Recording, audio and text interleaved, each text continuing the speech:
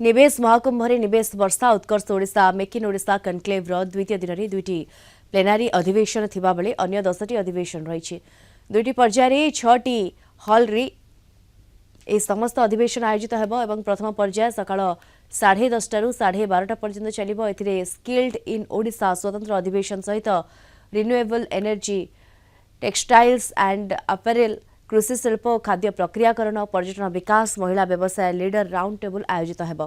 द्वितीय पर्याय अपराह्न 2:30 रु 4:30 पर्यंत चलिबो। सुभद्रा द्वारा महिला शिल्पोद्योगी संभावना शीर्षक स्वतंत्र अधिवेशन एथिरे रहिछि।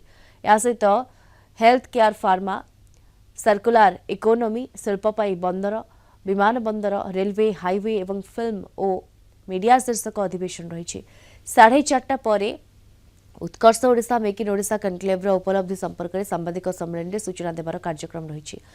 प्रथम दिन में प्राय 4 लाख कोटी निवेश प्रतिश्रुति मिली। Conclave प्रथमार्धे 54टी MOU स्वाक्षर होईछि। शिल्प महाकुंभ में देश विदेश शिल्प प्रतिनिधि और निवेशक सामिल होइछन्ति।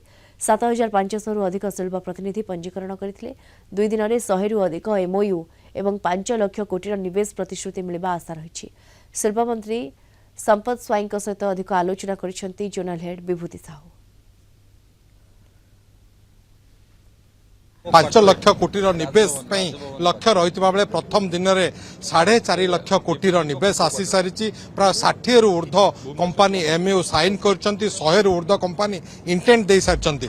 ए संपर्क सविशेष आलोचना करबा आम सहित शिल्प मंत्री संपत चंद्र स्वाई अच्छा सर आलोचना को स्वागत करुच्ची। कौन कहे गोटे बड़ सफलता प्रथम दिन में अद्भुतपूर्व सफलता 5 लाख कोटी लक्ष्य आम रखी किंतु 4.5 लाख कोटी गोटे दिन में आरंभ मु पूर्वरु आपण मानु कहितली उत्कर्ष ओडिशा कनक्लेव ऐतिहासिक हबो। यह सत हला माननीय प्रधानमंत्री नरेंद्र मोदी जी आसिले ये कनक्लेव को उद्घाटन कले। तांको उद्घाटन अभिभाषण रे सबु शिल्पपति माननकु विश्वास देले भरोसा देले मोदी जी को ग्यारंटी देले मोदी ग्यारंटी ओडिशा रे इन्वेस्टमेंट कले सफलता मिलिबो एवं यही समय होची प्रकृत समय एवं ये स्थान होची प्रकृत स्थान एकथा भी मध्य दृढ़ोक्तिर सह शिल्पपति मानू कहले। एवं आपण देखुथिबे आमर जो टार्गेट थला इन्वेस्टमेंट आमे पूर्वरु 2,75,000 कोटी टंका को अनुमोदन देइथिलु। 4,50,000 कोटी टंका 54टी एमओ आमे स्वाक्षरित कर सारू। आपण को विस्तृत भाव में कहबू कौ सेक्टर कौ जिले में इन्वेस्ट हम केते टंकार इन्वेस्ट हम केते एम्प्लॉयमेंट सृष्टि हम आउ ये ऐतिहासिक हम। सारा राज्यवासी अपेक्षा कर प्रकृत में आम जिला किसी शिल्प पाइब कि आपण से राज्यवासी की कौन कहे प्रकृत में सबू राज्य सारा बा सबू जिले में आम शिल्प प्रतिष्ठा करने जाऊे खाली एति कहूँ मालकानगिरी भली जिले में भी एथर शिल्प प्रतिष्ठा हम। ये सरकार सबु बेले चाहे सबु वर्गर लोकंकर विकास हो सबु क्षेत्रर विकास हो ओडिशार विकास हो जो समृद्ध ओडिशा गठन करने लक्ष्य रखिछन्ति माननीय मुख्यमंत्री। तो सबु जिलार विकास हेले ही जाई सबु जिला समृद्ध हेले ओडिशा ही समृद्ध हबो।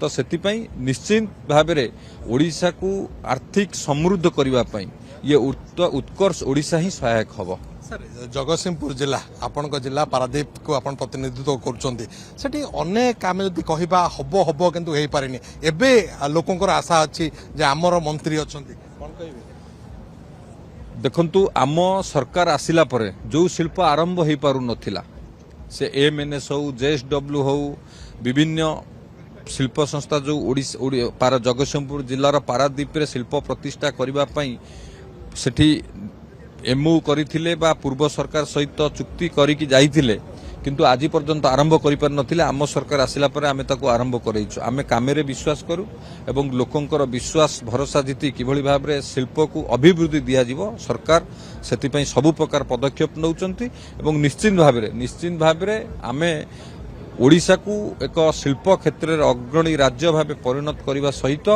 ओडिशार भागीदारी विश्व स्तर किपर रहिबो से तापाई विस्तृत भाव में काम करा जाय।